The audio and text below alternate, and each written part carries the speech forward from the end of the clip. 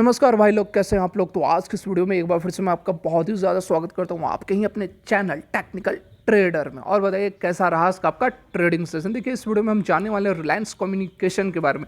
देखिए रिलायंस कम्युनिकेशन को लेकर एक बड़ी खबर निकल कर आ रही है। जैसा कि आप सभी को पता होगा कि रिलायंस कम्युनिकेशन का बिकवाली होने वाली थी, इसका रेजोल्यूशन प्लान भी बन चुका था। केवल NCLT national company law tribunal का नोड चाहिए था, उसके बाद से इसकी बिडिंग प्रोसेस शुरू हो जाती। लेकिन अभी अभी जो खबर निकल कर आ रही है, डिपार्टमेंट ऑफ टेलीकम्युनिकेशन ने इसके रिजोल्यूशन पर, इसके नीलामी पर रोक लगा दी है, अड़चन लगा दी है। तो इसके पीछे डीओटी का मोटिव क्या था, क्या इम्पैक्ट पड़ सकता है इस खबर का इसके स्टॉक पर, सारा कुछ जानेंगे। और एक और भी जो खबर निकल कर आ रही है, जैसा कि आप सभी को पता होगा कि 2-3 दिन पहले जो सुप्रीम कोर्ट में एसजीआर की हियरिंग चल रही थी, उस पर सुप्रीम कोर्ट ने कहा था कि जब 2016 से रिलायंस कम्युनिकेशन के स्पेक्ट्रम को रिलायंस जियो यूज़ कर रही है, तो उसके बकाया एसजीआर ड्यूज़ का भी पेमेंट जो है रिलायंस जियो को करना चाहिए। 25,000 करोड़ का बकाया है रिलायंस कम्युनिकेशन का। तो इस पर आज की डेट में रिलायंस जियो ने क्या बात रखी है यह भी जानेंगे। और उसके साथ में एक और भी बात है कि आज मैंने एक वीडियो डाली थी यस बैंक को लेकर। यस बैंक में जैसे कि अपर सर्किट लोअर सर्किट लग रही है, तो उसमें आपको किस तरह से ट्रेड लेना है, क्या आगे पॉसिबिलिटी हो सकती है, किस तरह का इसकी वैल्यू हो सकती है, सारा कुछ मैंने बताया था। तो उसका भी लिंक डिस्क्रिप्शन में दिया हुआ है, आप देख सकते हैं। तो चलिए वीडियो को आगे बढ़ाते हैं। उससे पहले एक रिक्वेस्ट करना चाहूँगा कि यदि यह वीडियो आपको अच्छी लगे, मेरा प्रयास आपको अच्छा लगे अपडेटेड रखने का, तो मेरे हौसले को जरूर बढ़ाएं। वीडियो को लाइक करें, चैनल को सब्सक्राइब करें और बेल आइकन को हिट करें। तो चलिए वीडियो को आगे बढ़ाते हैं। तो आप देख सकते हैं हम इकोनॉमिक टाइम्स के साइट पर आ गए। यहाँ पर आप देख सकते हैं कि DOT opposes resolution plan of RCom and its unit Reliance telecom in NCLT. देखिए यहाँ पर अपोज किया गया है, लेकिन उसका कारण क्या है यहाँ पर हम समझने की कोशिश करते हैं। यहाँ देखिए आप सभी को पता होगा कि जैसे कि यह बैंकरप्ट के कगार पर हो गई है। रिलायंस कम्युनिकेशन ने बोल दिया है कि अपने कर्ज का जो चुका नहीं सकती है, जो भी कर्ज है, लगभग 31,000 करोड़ का कर्ज है डीओटी का, तो उसने अपना हाथ झाड़ दिया है। और जिसके कारण कि इसका अब रेजोल्यूशन प्लान बनाया गया है। जो इसके क्रेडिटर्स थे जिन्होंने लोन दिया हुआ था रिलायंस कम्युनिकेशन को, उन्होंने वो सारे मिल के इसका रेजोल्यूशन प्लान बनाया और एनसीएलटी के अप्रूवल के बाद इसका रेजोल्यूशन, इसका जो बिकवाली है वह शुरू हो जाता। जिसमें सबसे बड़े जो बीडर निकल कर आए हैं वो आप देख सकते हैं कि वह है रिकंस्ट्रक्शन फर्म UVARCL और दूसरा है रिलायंस इंडस्ट्रीज। देखिए UVARCL जो है एक एसेट रिकंस्ट्रक्शन कंपनी है, उसे एक बड़ा झटका लगा है क्योंकि बस एनसीएलटी का अप्रूवल चाहिए था और उसके बाद से इसकी नीलामी शुरू हो जाती। लेकिन देखिए कि यहाँ पर जो डिपार्टमेंट ऑफ टेलीकम्युनिकेशन है उसने इस पर रोक लगा दिया है, रोक लगाने की बात कही है। तो देखिए ऐसा बात कही क्यों है, पहले ये हम समझते हैं। देखिए आप सभी को पता होगा कि जो रिलायंस कम्युनिकेशन है उसका एसजीआर ड्यूज़ है, लगभग 25,000 करोड़ का एसजीआर ड्यूज़ है, जो कि डिपार्टमेंट ऑफ टेलीकम्युनिकेशन को देना है। लेकिन कोई भी ऐसा ऑप्शन, कोई भी ऐसा रास्ता नहीं निकल रहा है कि जिससे कि वह उसका पेमेंट कर सके। इसमें देखिए जो रेजोल्यूशन प्लान बनी है, जो क्रेडिटर्स हैं, जो जिन्होंने भी लोन दिया हुआ था रिलायंस कम्युनिकेशन को, रेजोल्यूशन प्लान बनने के बाद, बिकवाली होने के बाद उन्हें तो अपना पैसा मिल जाएगा, पूरा नहीं मिलेगा, कुछ ना कुछ तो पैसा मिल ही जाएगा। लेकिन जो एसजीआर ड्यूज़ थे जो कि डिपार्टमेंट ऑफ टेलीकम्युनिकेशन को देने हैं 25,000 करोड़, उसका तो कुछ नहीं होगा। जो भी लोन दिए थे, जैसे कि स्टेट बैंक ऑफ इंडिया ने भी लोन दिया हुआ था, उन्हें तो अपना कुछ ना कुछ पैसा मिल जाएगा। लेकिन एसजीआर ड्यूज़ पर बात क्लियर नहीं हो पा रही है, जिसके कारण कि डीओटी ने इस पर अड़चन लगाई है।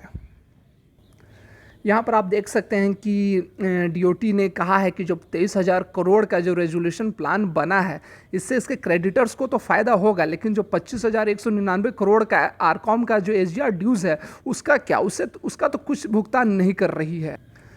देखिए यहाँ पर यह भी बात निकल कर आ रही है कि जो एयर वेव्स हैं, जो स्पेक्ट्रम है, गवर्नमेंट ऑफ टेलीकॉम जो बोल रही है कि ऐसी बात नहीं है कि बिना इसके एसजीआर का पेमेंट किए हुए जो एयर वेव्स हैं, जो स्पेक्ट्रम है, उनका नीलामी नहीं हो सकती, उसका ट्रांसफ़र नहीं किया जा सकता। यहाँ पर आप देख सकते हैं कि the government has fought a long drawn battle, बहुत लंबे समय से लड़ाई लड़ रही है अगेंस्ट एयर वेव्स, एयरसेल और आरकॉम का जो है opposed that without paying a spectrum related dues airwaves cannot be transferred to another party। यहाँ पर यही बात कही जा रही है कि जब तक AGR का ड्यूज़ का पेमेंट नहीं किया जाता है तब तक एयरवेव्स का ट्रांसफ़र नहीं किया जा सकता है दूसरे पार्टी को। जैसा कि जो बीडर्स है UVARCL जो बीडर है वह एयरवेव्स खरीदना चाहती है और जब तक पेमेंट करेगी नहीं तब तक वह खरीद नहीं सकती है। तो देखिए अड़चन यहाँ पर बहुत बड़ी अड़चन है रिलायंस कम्युनिकेशन के लिए भी, क्योंकि जब तक ये मामला AGR का क्लियर नहीं होता है तब तक DOT भी इसे छोड़ने वाली नहीं है और इसका इम्पैक्ट इसके स्टॉक पर भी देखने को मिलना चाहिए।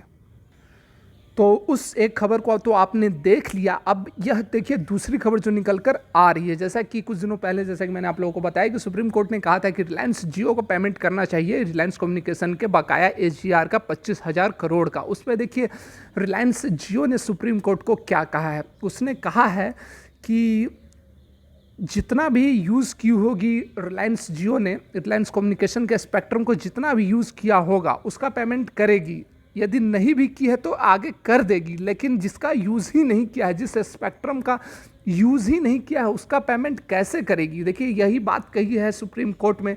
जियो की तरफ से जो वकील हैं उन्होंने यहाँ पर यह बात कही है। आप देख सकते हैं यहाँ पर देखिए 30% की बात की गई है कि 30% of Anil Ambani founded telco spectrum. तो Mukesh Ambani owned telco however refuses to pay the AGR dues of RCom which had used the rest of 70% of spectrum.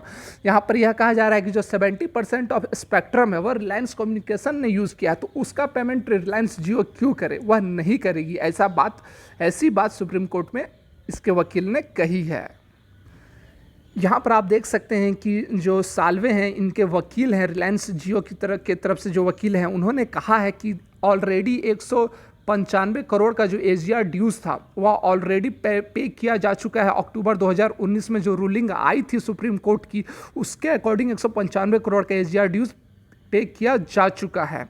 उसके बाद उन्होंने कहा है कि he added that the Jio had only used Arcom spectrum to the extent of 30% and would pay AGR from its revenue earned from this। यहाँ पर यह कह रहे हैं कि केवल 30% स्पेक्ट्रम का यूज़ किया गया और जो भी रेवेन्यू से अर्न की गई है उसका पेमेंट AGR का पेमेंट किया जा चुका है। यहाँ पर आप देख सकते हैं कि 57,000 करोड़, देखिए छोटी मोटी रकम नहीं है, 57,000 करोड़ जो है AGR ड्यूज़ है। तो किसकी है, तो वह इसमें एयरसेल हो गया, वीडियोकॉन हो गई और आरकॉम हो गई। इन तीनों को मिलाकर 57,000 करोड़ का AGR ड्यूज़ है। और ये तीनों किए क्या है कि ये बैंकरप्सी प्रोसीडिंग्स में चले गए हैं। Have cited that this bankruptcy proceedings to express their inability to pay their dues. The court is examining the bona fide of their claims.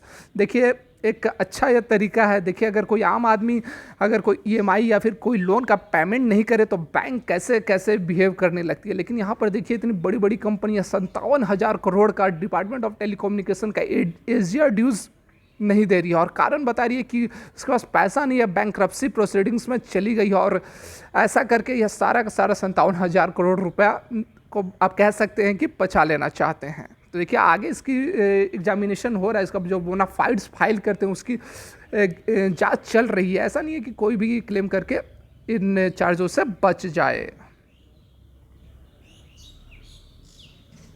यहाँ पर आप एक बात यह भी निकल कर आ रही है कि जो मिश्रा हैं जो सुप्रीम कोर्ट के जज हैं वो यहाँ पर क्लियर कह रहे हैं कि वह 20 साल का समय नहीं देने वाले हैं। यहाँ आप देख सकते हैं कि he won't allow a 20-year window and suggested that he would only give a reasonable period to the companies to pay provided they made provisions for meeting any eventualities।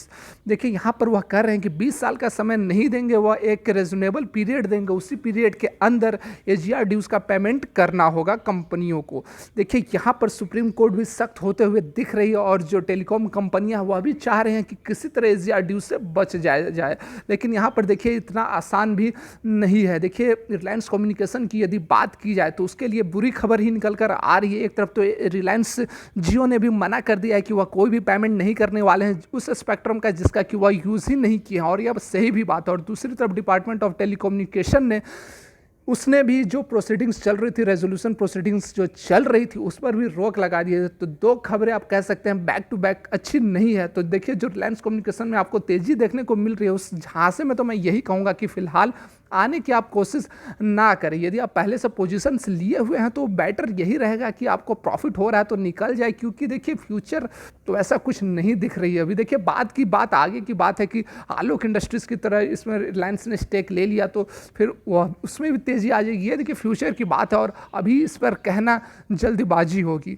तो इसलिए सजेशन यही है कि फ़िलहाल दूरी बना कर रखें, देखें, वेट करें सुप्रीम कोर्ट के हियरिंग को, देखें उसके अकॉर्डिंग ही इसमें आप अपनी पोजीशंस ले। तो यह थी आज की वीडियो। यदि यह वीडियो आपको अच्छी लगे तो वीडियो को लाइक करें, चैनल सब्सक्राइब करें, बेल आइकन को हिट करें। वीडियो देखने के लिए बहुत बहुत धन्यवाद।